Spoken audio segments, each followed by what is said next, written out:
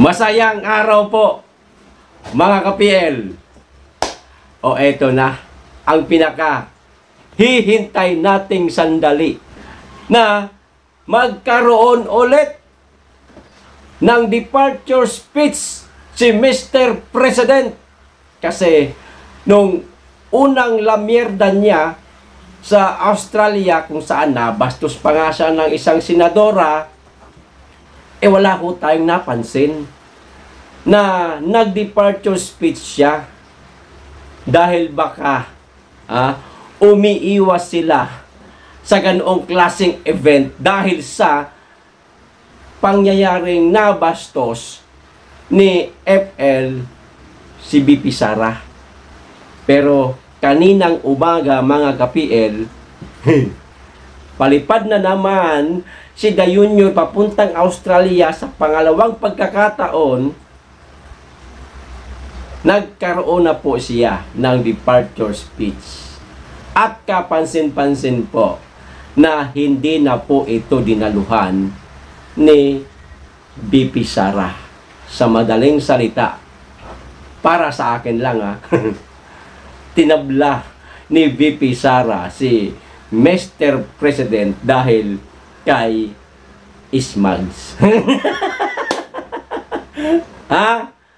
Kundi ba naman bastos kasi ang babaeng yan, sana dadalo si BP Sara sa departure speech ni Mr. President. Umiwas na lamang po si BP Sara, mga ka-PL, sa issue, sa kontrobersiya, higit sa lahat sa bastusan. Kasi mahirap na baka siya pa ang magagawa ng pambabastos dito sa unang ginang. Baka mas kahiya-hiya po ang danasin nitong si FL.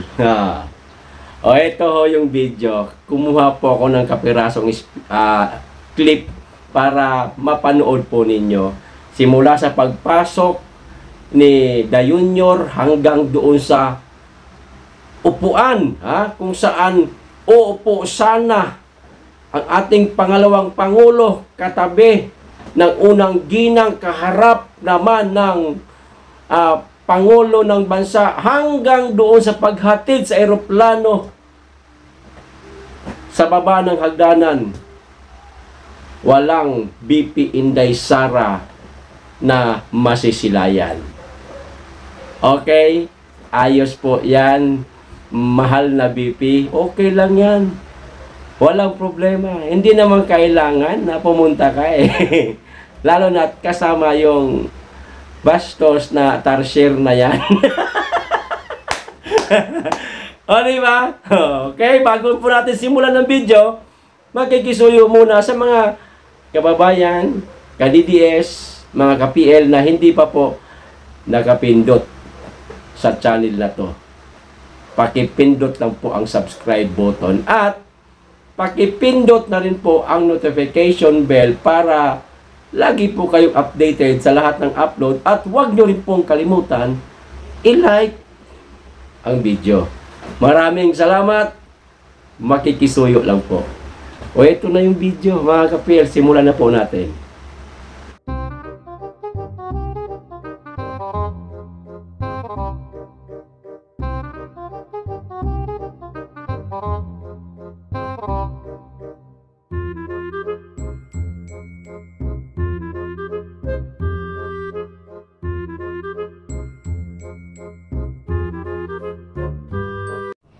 And of course, the First Lady, Lisa Araneta.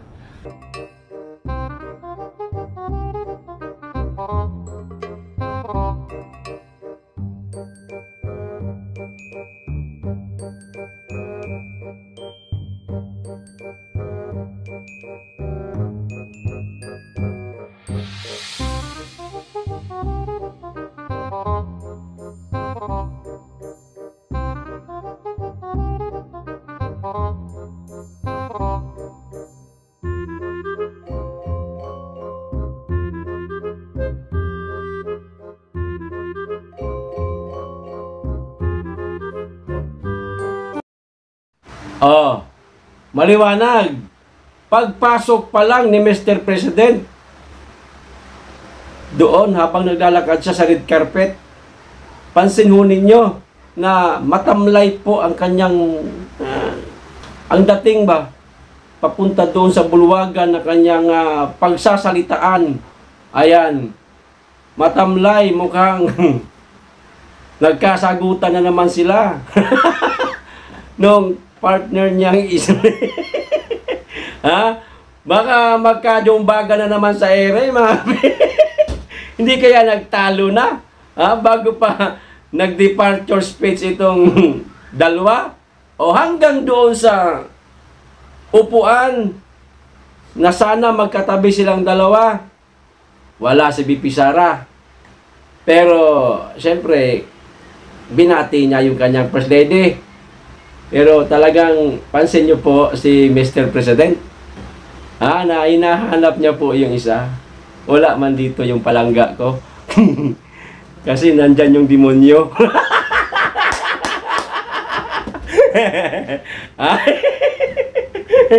Ang kulit naman. Di ba? O hanggang doon sa baba po ng hagdanan. Nandoon lang si Bersamin.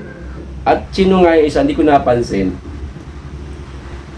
Yung Demonyita at saka si The Junior, silang apat lang. Wala po ang minamahal nating pangalawang pangulo. O umiiwas na lamang po sa, alam nyo na, yung bastusan. Kasi alam naman po ng ating pangalawang pangulo na baka mabastos lang siya. O iwas na lang siya. Mahirap na kasi baka siya pa ang makagawa ng kabastusan dito sa Demonyita. At mas kahiya-hiya ang dadanasin itong impactang ito. Ano ba talaga? Impacta o Demonyita? Parehas lang yan. Di ba? Umiwas lang siya sa gulo. Dahil nariyan nga yung impacta. Ayan. Ito na nga yung pinakahihintay nating sandali na inabangan natin matagal na. Diba? Nung nakaraan, naghanap ako, wala akong makita. Ngayon lang ako nakakita. Ayan, na nagkaroon ng departure speech si The Junior. Ayan. Ayos. Baka sa susunod na lamierda na naman din ni The Junior, baka ganoon din ang mangyayari hanggat kasama niya sa paglipad itong Demonyita ay hindi makikidalo si BP sa gagawing departure speech para iwas gulo. Ayan. Siya nga pala, mga ka-PL, idagdag ko po itong nakakalungkot po na balita. Maikli lang po ang babasahin ko para hindi ho tayo mapahaba. Meron pong isang kumpanya, isa sa pinaka matandang kumpanya sa ating bansa ang nagsara po. Nagsara, edi maraming mga kababayan natin ang nawalan ng trabaho. Alam niyo ho kung ano ito? Ito, basahin ko po. A 97-year-old Philippine company closes down, mga ka-PL. Kita nyo na? Sugar refiner, Central Azucarera, Don Pedro and Nasugbu, Batangas terminates all its employees, saying increased sugar importation by the government in the past years. Hurts its operation. Ayan, yun po ang nakakasakit sa kanilang operasyon dahil po di umano sa mga napaka taas po ng importasyon ng asukal ng gobyerno. Kumbaga, hindi na ho nabibili ang kanilang mga produkto. Thousands of sugarcane planters and field workers are affected. Ganyan lang po kaikli. ang babasahin ko. Mahaba ho ito eh. Ayaw ko pong mapatagal tayo, pero dito na lang po tayo sa pinaka-importanteng impormasyon. Kita nyo na? Lalo pang nawalan ng mga malalaking kumpanya ang ating bansa. Meron nang umatras na mga foreign investors. Ngayon, yung ibang kampanya nagsara na. Ayan o. Maliwanag po. May mawawala na naman tayo ng trabaho ng mga kababayan.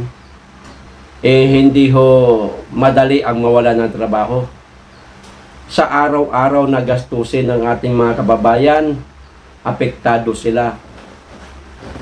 Napakamahal na presyo ng bigas at ng mga bilihin. Tapos nawalan pa ng trabaho yung ating mga kababayan dahil di umano sa napakalakas o napakalaki ng ini-import na asukal ng ating gobyerno. Apektado ho sila. Yan. Panibagong kahihiyan po ito sa administrasyon ni Mr. President, mga ka-PL, na mayroong isang malaking kampanya na nagsara sa kanyang pamumuno. Sana wag nang masundan. Baka yung ibang mga kampanyang malalaki din magsara din. Naloko na. Hindi nga makuha ng mga foreign investor sa ibang bansa, panay pa ang gala, may mga nagsasara pang kampanya. Paano na yan? Malaking kabawasan yan. Imbis nakikita ang ating bansa, uunlad ang ekonomiya, lalo pang nawalan. Bagsak na nga ekonomiya nawalan pa. Ayan. Ano ho masasabi nyo mga ka-PL? Hanggang dito lang po. Maraming salamat po sa inyong lahat. Mag-iingat kayong lagi at higit sa lahat, mahalin po natin ang Pilipinas. Be blessed.